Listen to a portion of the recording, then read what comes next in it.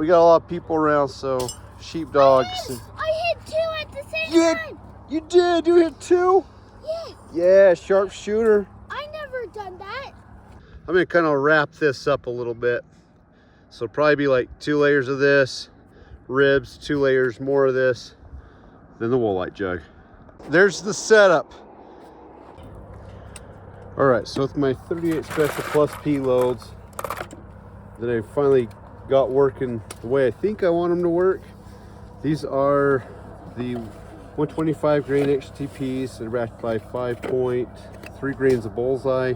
I'm gonna just load up a couple of these right here, just in case I got to redo this.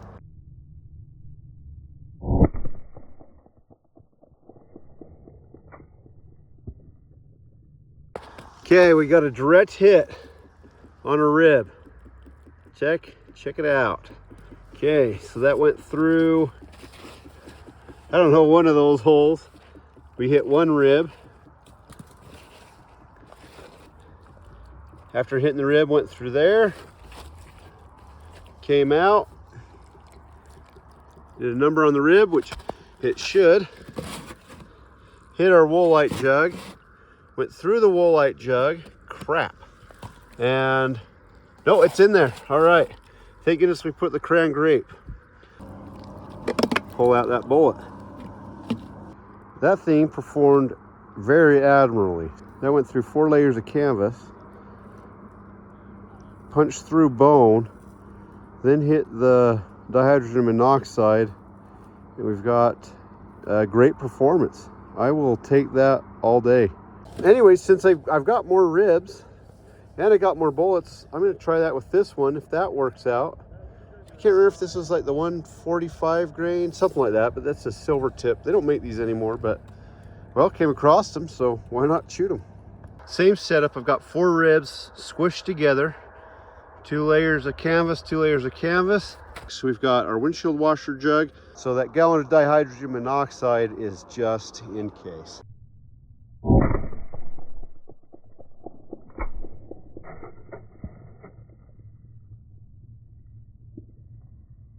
Now, we've got that a nice perfect little hole right there, right? But let's go just to compare it. That Hornady bullet had already expanded, and it didn't just cut a nice little round hole. It came out the back side of this, kind of jagged like. So that cut just a beautiful hole, which tells me that I'm not going to be expecting that thing to have really been expanding, that it acted more like a FMJ. It came out the other side, went into the milk jug. So penetration wise, not horrible. Actually, yeah, that acted like an FMJ. That thing, that passed all the way through that milk jug. We'll have to try that one again. That one just snuck right past the ribs.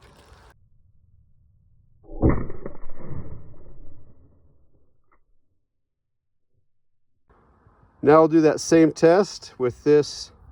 It's a Federale soft point.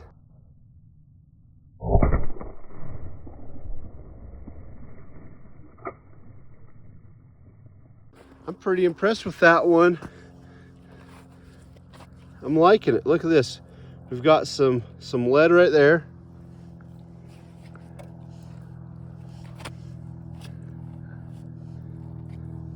I'm not seeing bone fragments. It grazed that bone right there and instantly started shredding apart. Didn't do too much. We could use these bones another day. Got the jacket in there. Still hit that with a considerable amount of force. And the lead ended up right, just stuck right in that jug. I guess it hit that bone, turned it sideways, and it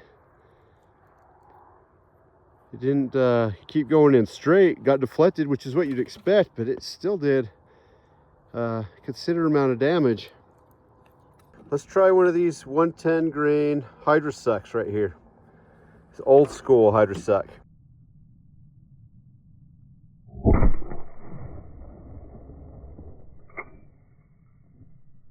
So what we got here, there's the exit. Looks like little bits of ribs. So we struck a little lower than I was aiming. Hopefully we can recover the bullet.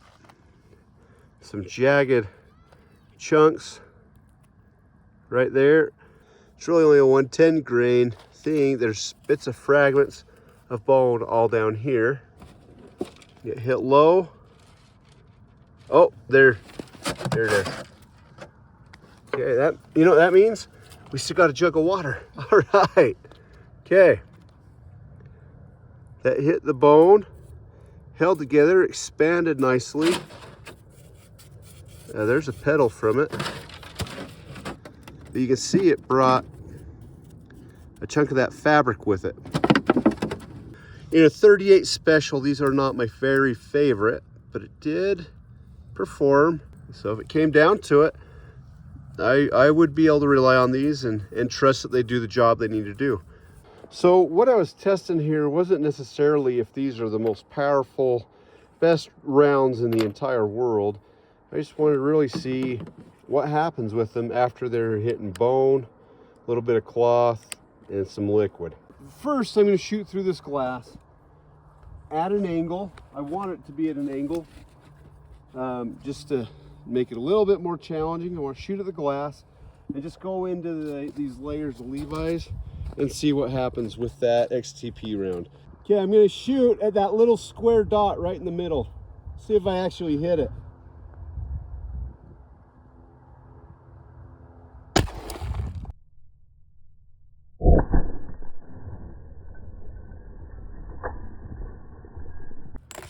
We got,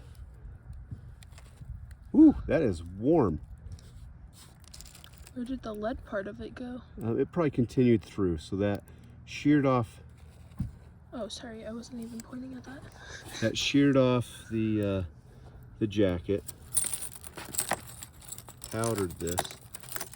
I can't find the core. I don't know what happened to it.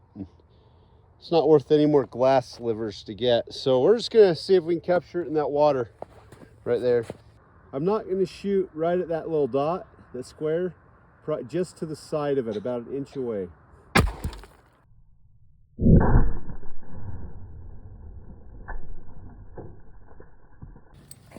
It didn't even go through the second layer. It didn't go through the second layer. It's got to be inside the glass. Now part of that is we're hitting it on an angle. Oh, it bounced all the way up into there. Look at that. So that's probably, that other lead piece is probably way far gone. So, you know, 38 specials, even with the tests we've done, they're limited. They lose energy fast. A lot of lives have been saved though with them, so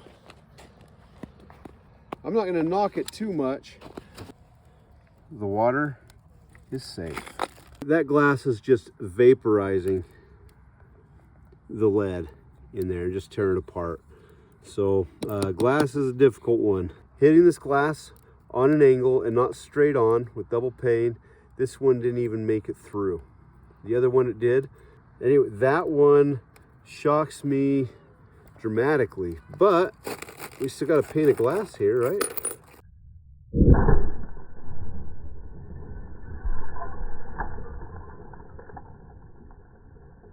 Oh, there it is.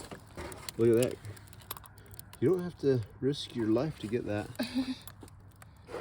Okay, so that went, exploded, that went all the way through, pushed a bunch of glass into there. You know the weird part? The sheath is gone this time. Yeah, the copper jacket disappeared. It's probably in the glass. Yeah, there, I got my limits to what I'm willing to dig through right now.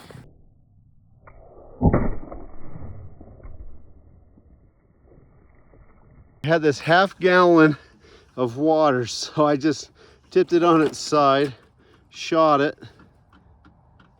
So that went straight through, went through the cart. I just used this little guy to prop it up. Went into this gallon jug, passed through it smartly. And I think it's right here on the surface of these Levi's. What? Or maybe not. Oh, no, it's... So yeah, it got... So there we got some cardboard there. So that went through 2 gallons. Got stopped by the Levi's. It's still, you know, left a impression down there, but didn't cut through those. Expanded very, very nicely for a bolt coming out of a snub-nosed 38 special. So on this silver tip, we have 100% weight retention. That one came in at 145.1. Now the chunks from, I believe it's a 125 grain soft point. All the chunks together, 116.3 grains. On the Hydroshock that struck the ribs, you've got 123.1 grains. And then on the one that struck the milk jugs, you've got 124.8. I am going to have to apologize. There are some continuity issues that I had and some video that was lost. But hopefully this makes sense to you and there's some level of entertainment in there. Have a great night. Keep your stick on the ice. Someone at the range earlier, don't know who, broke the cardinal rule. You never leave ammo on the ground. You just don't do it. I was rooting around in my truck for something and I caught a glimpse of this green little lid. I thought I had lost this thing. So this is the guts of that bullet that we shot through the 1/4 inch tempered glass. Now on this one, it hit it more perpendicular. Is that a word? Is that a word? I think it is. Anyway, this one hit it at 90 degrees roughly on the glass. And those are the bits and pieces I was able to recover. These are bits and pieces of milk. I have a feeling from the lid. All right, sweet. One more thing to clean.